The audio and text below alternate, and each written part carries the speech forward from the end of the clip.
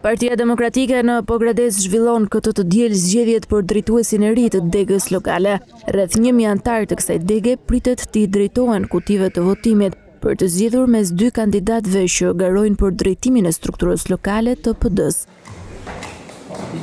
Në garë është Kasem Galla, një nga anëtarët e vjetër dhe ndërthemeluesit e Partisë Demokratike në Pogradec, i cili ka drejtuar më parë këtë degë dhe rikandidon për ta marrë sërish drejtimin e saj. Përballë tij garon Oligert Mushllari, me profesion financier i cili ka ardhur nga radhët e Forumit të Rinor të Partisë Demokratike dhe aktualisht mban postin e kryetarit komanduar të degës. Mushllari synon të marrë një mandat të plotë drejtimi me objektivin për të udhëhequr strukturat e PD-s në Pogradec drejt zgjedhjeve të ardhshme lokale.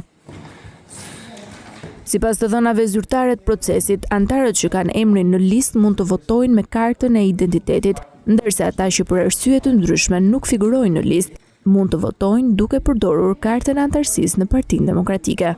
Procesi i votimit ka nisur në orën 8:00 të mëngjesit dhe pritet të vijojë deri në orën 17:00.